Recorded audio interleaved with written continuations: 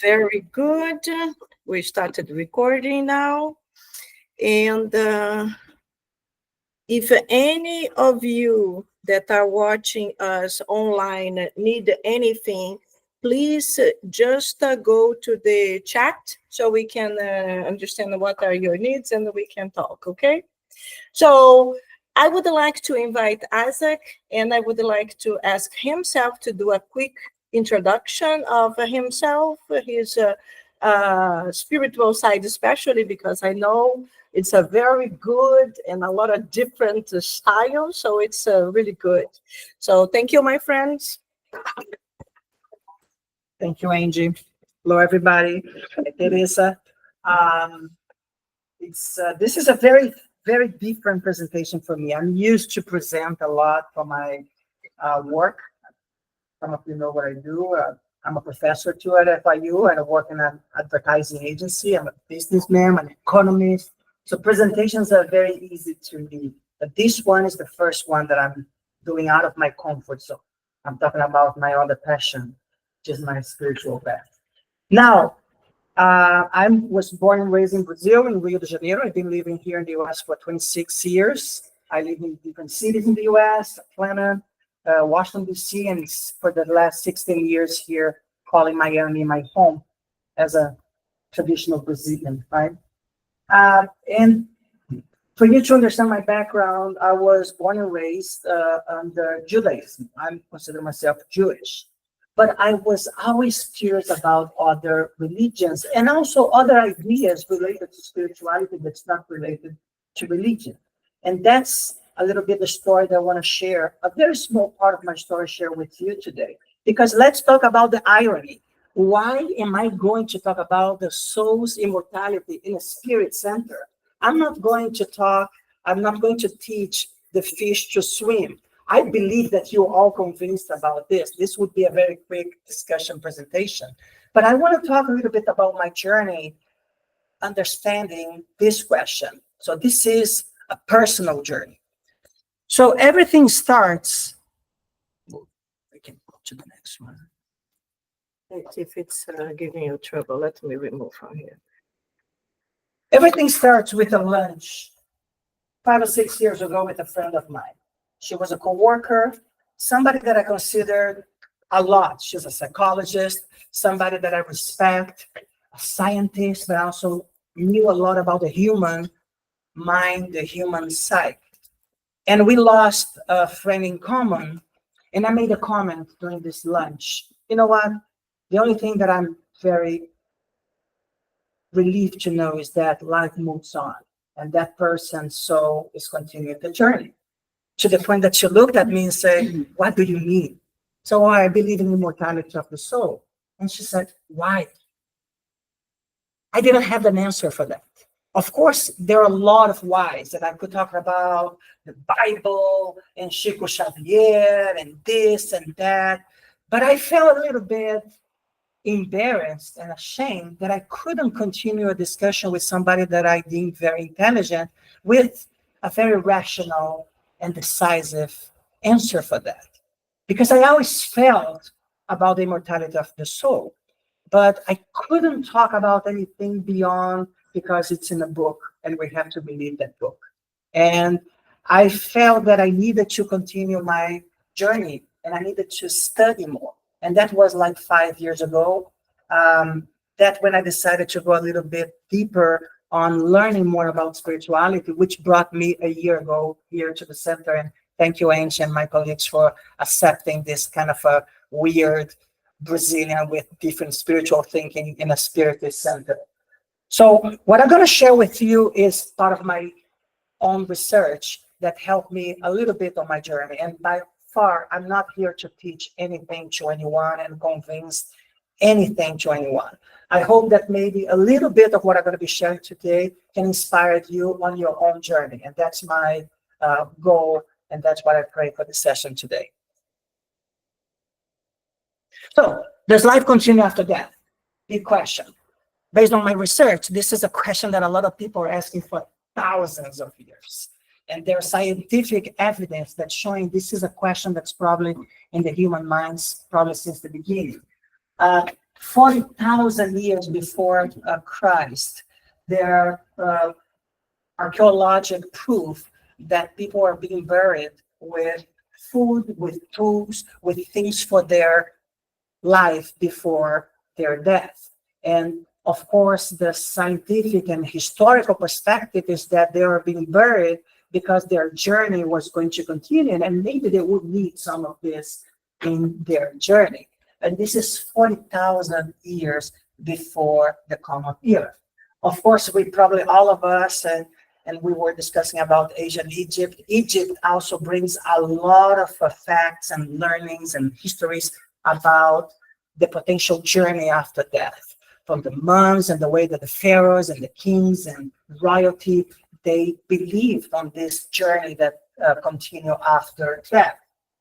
If you look at India, 1500 years before Christ, there are already texts and books and learnings talking about reincarnation and the immortality of the soul.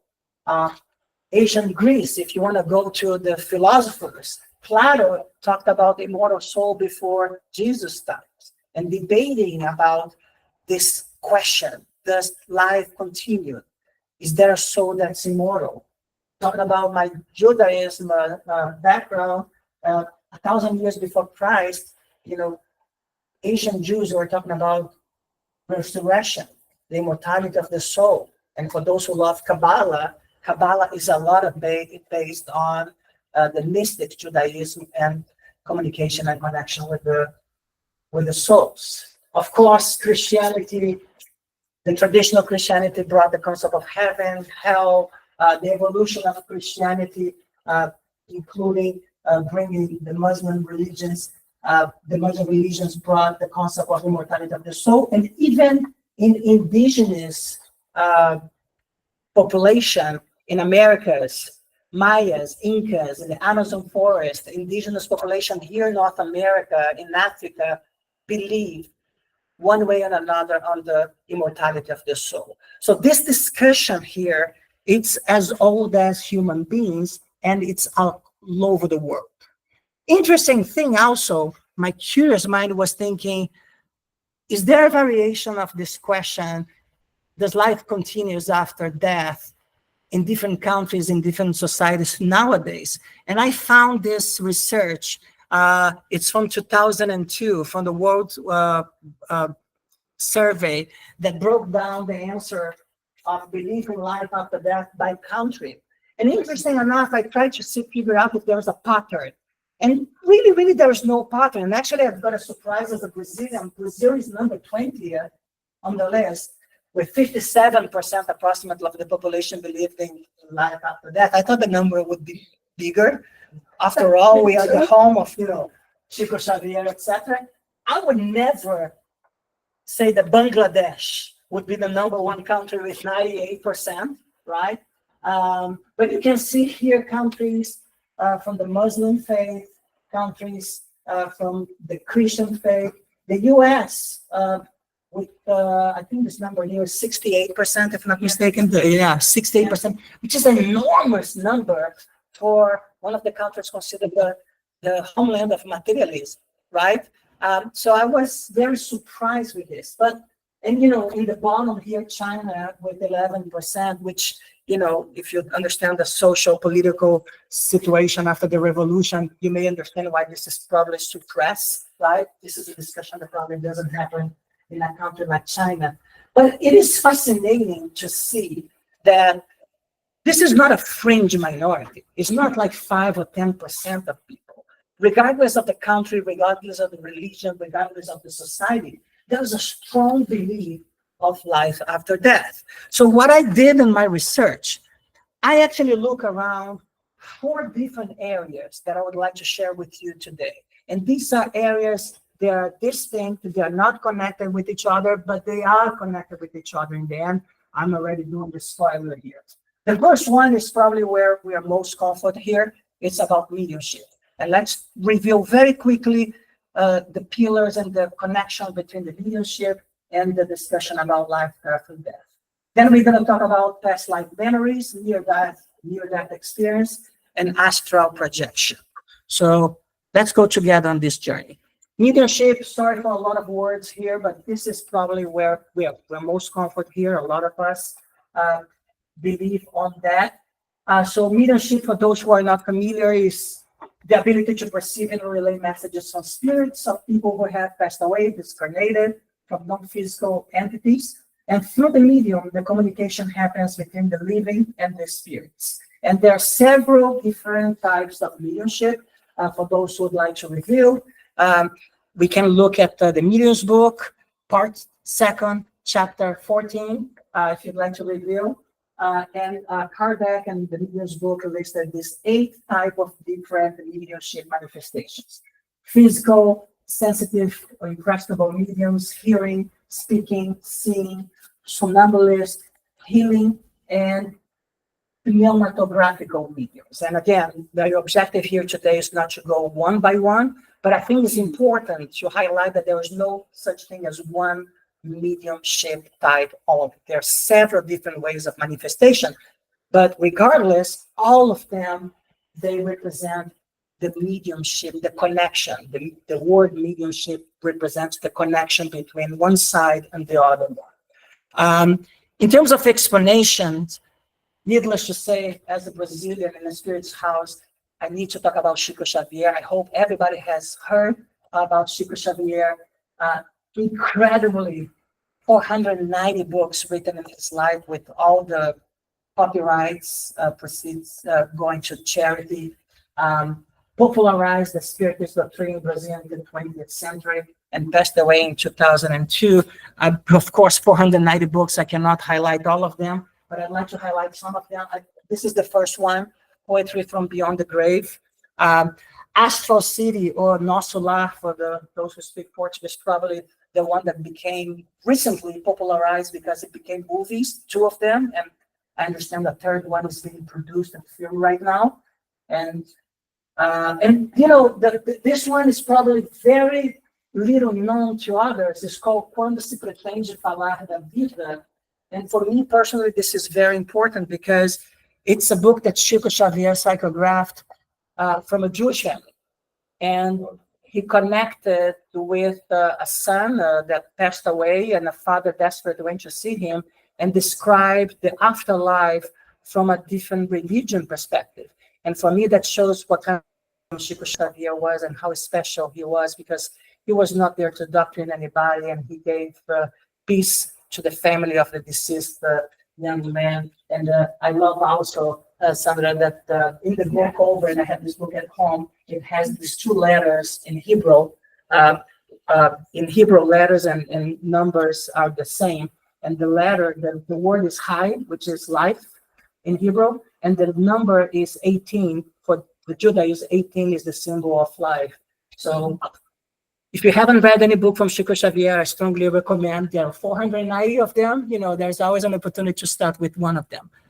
However, here in the US, I wouldn't even compare, this is not about comparison, but there is a medium that's very famous from the 20th century that became also connected to mediumship for an older generation, which is Edgar Cayce. Actually, we spoke about him a couple of times here. He lived in the 20th century. If I'm not mistaken, he was more the somnambulistic type of a medium, and also worked with poor populations in the Midwest America with claim to diagnose disease and recommend treatments. Long story, controversial, accused of practicing medicine without having the license. People didn't understand what he was trying to do, but he's considered by many an early example of mediumship in American 20th century. However, America is a very interesting country. And this is one of his books called The Power of Mind. I'm big on books. I'm going to be recommending here a few books for those who are curious about the work of those authors. I don't know what. Okay. So interesting enough, there are a lot of mediums here in America. And I brought here 3 very distinct type of examples, depending on what kind of a cup of tea that you like. From the right to the left, Gabby Bernstein. I don't know if you ever heard about her. I would say she's the pop star of mediums in America, one of them. Social media, Twitter, TikTok, books she wrote. The Universe Has Your Back, and another book called Super Attractor. Very interesting modern way to convey mediumship in America. And I think everyone brings its own values, reaching out the message of leadership and life after death to a different segment, to a different target. Don't know if you actually have heard about Esther and Jerry Hicks. Two of the books are Ask and It Is Given and The Law of Attraction. And one of my favorites, and John, we talked a little bit about Daryl Anka. Daryl channels, is a medium, and he channels, but he doesn't channel a traditional deceased human being. He channels, according to him, I don't want to have any judgment, I'm not defending here, but he channels an extraterrestrial spirit called Bashar. Very interesting perspective, all of them channeling and being mediums from different perspectives with different experiences. I'm just bringing these examples to show how popular the mediumship situation in America is becoming in the 21st century. Some of us, we don't have visibility, but there was a lot of discussions about channeling and mediumship outside the traditional spiritualist tradition. Close that chapter. I'm going to talk about past life memories. Past life memories is fascinating for several reasons, and I'm going to tell you what really brought me into this. Just to set the stage, past life memories, experiences, identities, or events that are believed to belong to a previous incarnation. Somebody remembers something from a previous life. Most of the times, they are kids, young age kids, until the age of 7 or 8, remembering, quote unquote, things that there was no way they would remember, right? Details, including names, locations, emotional intensity. Some of them remember violent deaths for themselves or people close to them. Some cases are later found to correspond to real historic individuals. And this can be triggered by either hypnosis, regression therapy, or deep meditative states. Probably the most famous here in America, Dr. Brian Weiss. A lot of people, actually, we were talking earlier today, John, and Les, a lot of people came to this spiritual journey through the books of Brian Weiss. Many Lives, Many Masters is probably the famous one, is the first one. Interesting thing is that he is a psychiatrist. He has a degree from Columbia, from Yale, residence in Yale. He's eradicated here in Miami. He's still alive. I don't think he's clinicking anymore. But the short story of his long story is that he used regression with his patients to look at trauma early in lives of their patients. So his theory is that if I have a patient with a trauma, some phobia, some fears, if I can go to the early life, the first formative years through regression, I can discuss this, I can remove that trauma in the early life, and that person is going to be cured. That's a very simplistic way to explain his methodology. One of his patients, if not me, is here, Catherine. In 1980, he was doing this regression, and he asked her to regress to an early point of her life.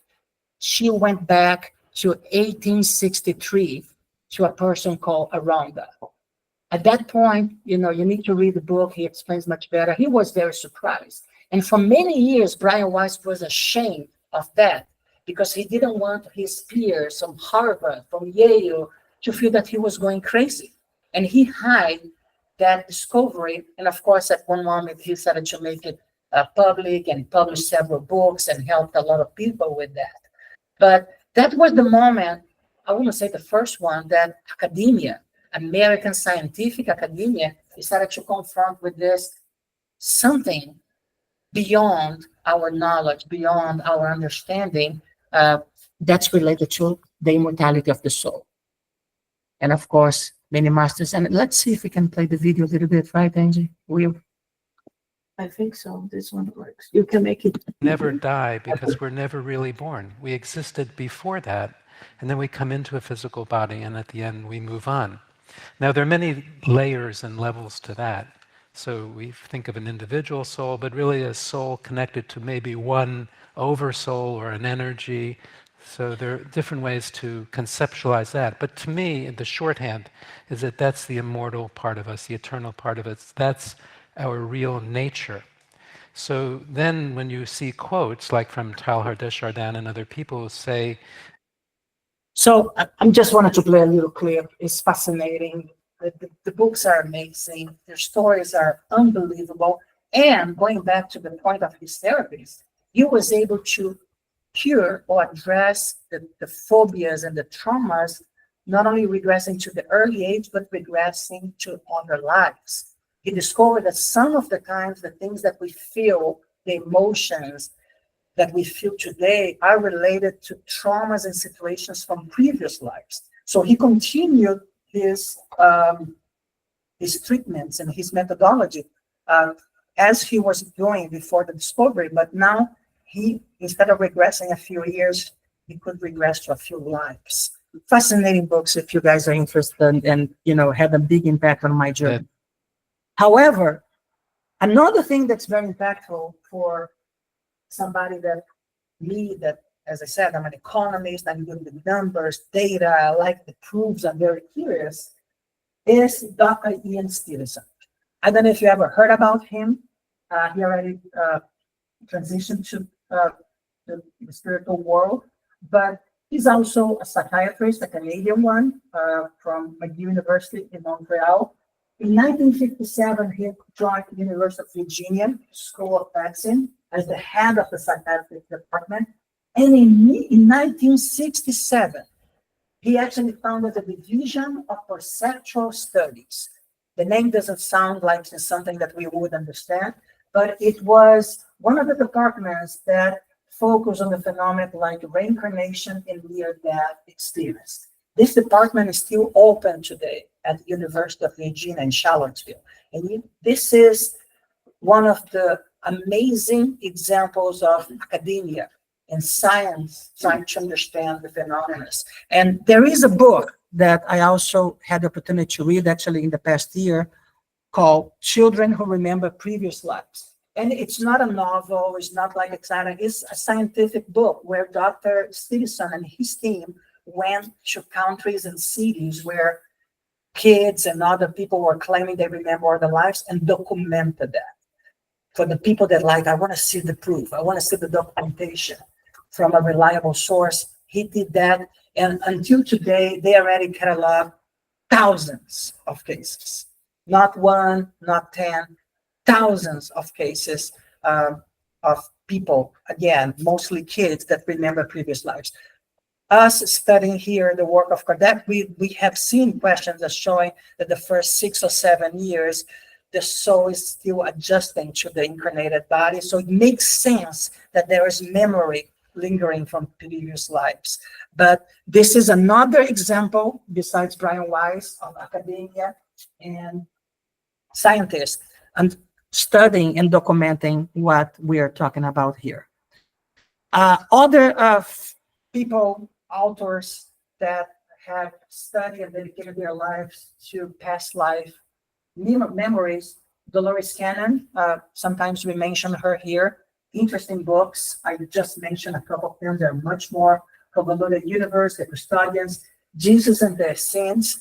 Very, very interesting this for those who love to learn more about Jesus' lives and the mystery, what happened during the years that the Bible doesn't talk about what he was doing.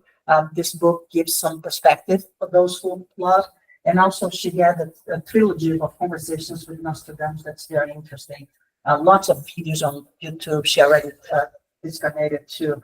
Michael Newton. Michael Newton is also very similar to Brian Weiss. He has several books, very famous bestsellers, Destiny of the Souls, The Journey of the Souls, similar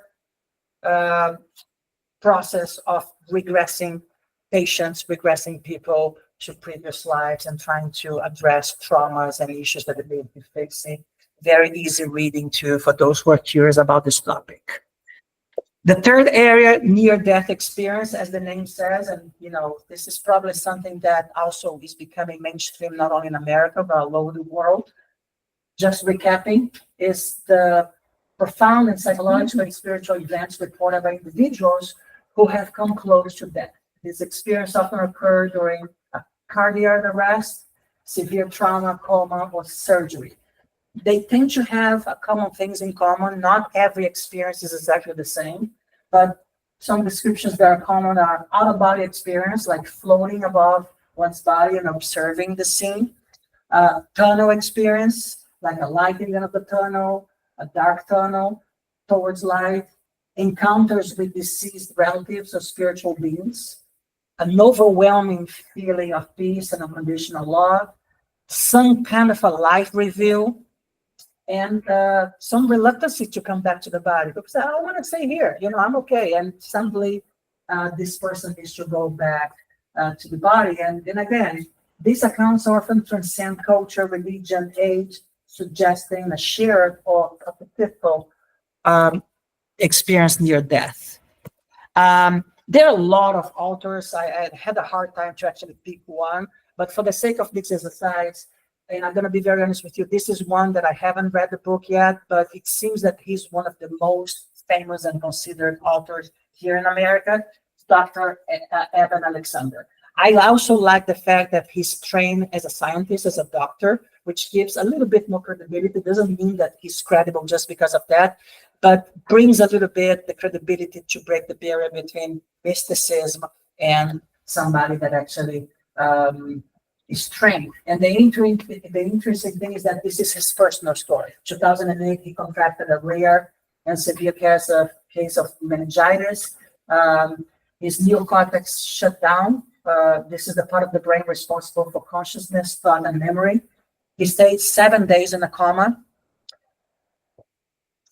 with no detectable brain activity, brain death, in other words. So when he woke up from the coma, he described a brilliant celestial landscape filled with butterflies, music, and beings of light, a beautiful girl that he understood later that was his sister that he never met. And he described his encounter with a divine presence, interpreted as God, radiating unconditional love and knowledge. He wrote a book, it's called Proof of Heaven. If you're interested, I actually haven't read that. It's in my Amazon list. But there's also lots of different videos and interviews. If I'm not mistaken, he's still incarnated. Finally, the one that I don't know how developed this is compared to the three previous ones, but it's something that I also study, and it's also very popular in Brazil. Not sure how popular it is here. It's called astral projection. So what is astral projection? Is the intentional experience of separating the consciousness from the physical body, typically during a deep relaxation state, meditation, or sleep. People who practice astral projection report perceiving themselves floating inside their body and traveling through various planes of reality, sometimes described as astral plane. There is a similarity with the near-death experience, but as we saw, the near-death experience happens in a more traumatic way, coma state or a concussion or something like that.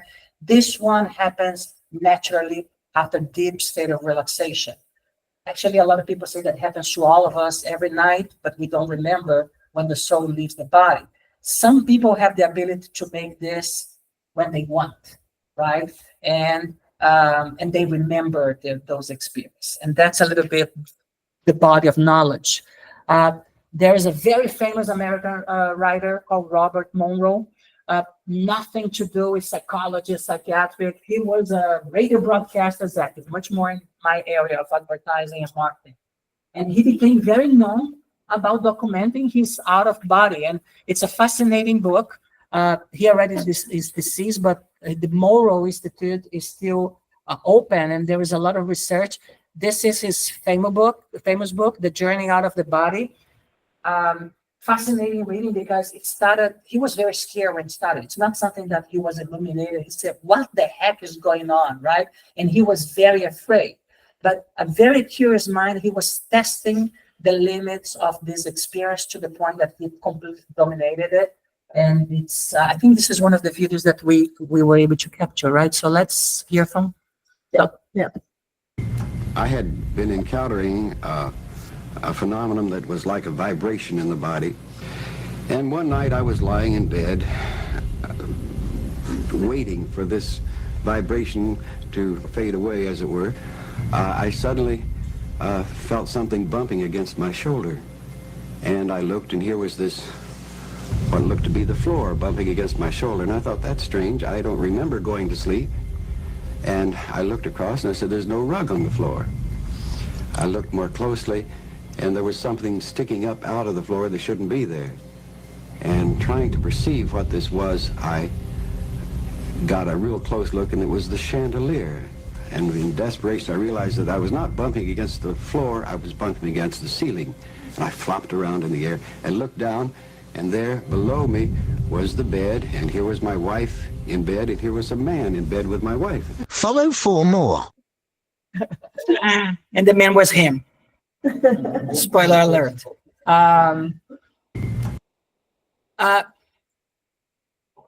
Sylvan Moldon is also another author. He's more from the end of 19th century, beginning of 20th century. It's a little bit more complicated, the language that's used, because it was a more of a complex English, but he's probably considered one of the first authors of astral projection here in the US. And for those like me, Brazilians, I'm a big fan of Wagner Borges. Wagner is probably considered one of the experts in astral projection. An author, has YouTube channel, blogs. Some of his books are Viagem Spiritual Journey, and Falando da Vida Após a Morte, speaking about life after death. Two of the books for those who would like to read in Portuguese and get to know his work. He also came from traditional spiritism, candomblé, and right now he's mostly talking about spiritual astral projection. Now, a little curiosity, through his astral projection, he actually discovered a previous life. His actually immediate previous life was in India, so he loves India, Hinduism, and he found a picture of the guy. It's exactly like him. Exactly like him. And that's freaking incredible. So for those who want to research a little bit more, it's a fascinating person. So in closing, my personal journey, again, not lecturing, not teaching anything for anyone, but the proofs of the immortality of the soul are abundant and well documented. The immortality of the soul is independent of religion or spiritual belief. It's who we are. We are immortal souls. Even if you say, I'm an atheist, welcome. You also have an immortal soul. There's nothing to do with the country where you are, the religion you are, your beliefs. And exploring the immortality of the soul has many paths. For me, the interesting thing is that a better understanding of the soul's immortality can help me understand and change my personal life and have a sense of evolution. Because probably a topic of another discussion is why we're here, why we are keeping reincarnating. And a lot of us probably agree that to get better, to improve, to learn, to evolve. And maybe this is the first little break of a foundation to understand what is this learning journey, is to see all these different points of views and perspectives about the immortality of the soul. Some of them are connected, some of them are not, but all converging to the answer of the perennial question, does life continues after death? And I think that for me personally, there's irrefutable, rich, abundant sources of answers. So I already had another lunch with my friend and bombarded her with all these messages and things. And she asked, I give up, you convince me. But that was not the whole point to convince her. The whole point was not only convince me, but reassure me and put me on my own journey, my path. And I hope my friends here online, that this little presentation either confirmed or helped you to think about your own journey on your own path. So thank you, Angy, again. And, not here to answer any questions as an expert, but if you have any comments or questions, or even your own perspective, I'll be happy to take some comments. Thank you. Thank you. Let me bring them back here. Okay, so I will stop the recording and We'll bring you all guys here. Okay, so my friends online, let's start with you. Is any questions, any comments, anything you would like to ask Isaac? Please unmute your microphone so he can hear you. So Tina, go ahead. I just want to say that I'm actually working and I stopped so I could listen. It was a very interesting lecture. I loved it. You made me want to go back and study. I'm not kidding. You must be a great professor.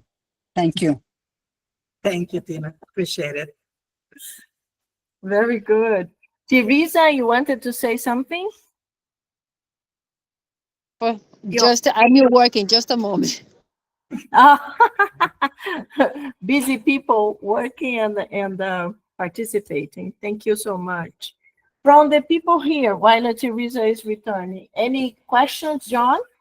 Your personal experiences are usually what make a person convinced or give more credibility to beliefs.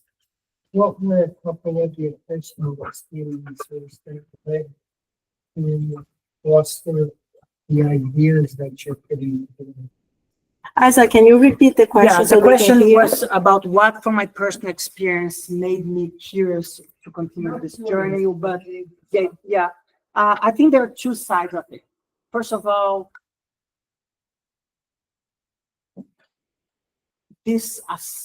I always believe that you have to believe beyond the point that somebody told you so.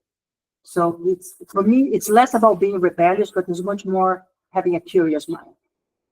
So I was raised in a very traditional Judaism, but there was a point that you have to believe what you have to believe. And I have a lot of respect for that religion, my religion, any other religion. But I started to think about what there is other books, there are other people, there are other prophets, there are other people that have an interesting message. So this whole assumption that my book is better than your book, my temple is better than your temple, I never believed of that. And maybe there's a little bit of the universalism, and maybe there's the things that I bring from my past lives that probably I wasn't every religion and no religion at all. And I think I carry this to my existence today. And the other thing that I like a lot, that we were joking, John, about the ChatGPT and things, is that there are more convergence in religious and non-religious discussions than difference. The convergence is significant. I cannot tell you how many times I'm reading a book or listening to a podcast, and I said, well, but somebody else told the same thing from a different perspective a month ago, or different book that I read. And so I like this idea of universalism because, it's almost like I don't pick a team. I don't have to pick a team. I have to pick what is best for me, and I can cherry pick from different sources of beautiful writings, beautiful lessons from Eastern, Western, from different books. So it's this idea that we have to break the barriers and we have to reach out and learn from different places. So that's a little bit my journey, and I didn't understand. I'm 55 right now. I didn't understand that until 5-6 years ago, to be very honest with you. This research, looking at different authors from religious, non-religious, convergence, that gave me the certainty that, for me, that's the path that I want to go and continue on that. Thank you for your question. Any other question here, Teresa? Yes, I want to say something. It's like I could expect less from you. You're amazing. You're amazing. I hope that you make presentations every time because you have a lot to provide for us. You have a background for you are Jewish. You have your parents follow the Lubavitch, no? Lubavitch, that they is a very great rabbit, and you do the Immortality. And just a moment. So for those who don't know the story, for those who don't know, The only thing that I can say for interrupt you anymore is because I would like to you provide for us more all the time presentations, because I know that you have to provide for us a lot, a lot for us acknowledgement for the spiritually and everything, the acknowledgement that you have. You have you have Kabbalah, you have a Kardecism, you're very intelligent. Well, you are my neighbor, no? Thank you, appreciate it. So Teresa was a Thank you so neighbor much. when I Thank you. grew up in Rio. So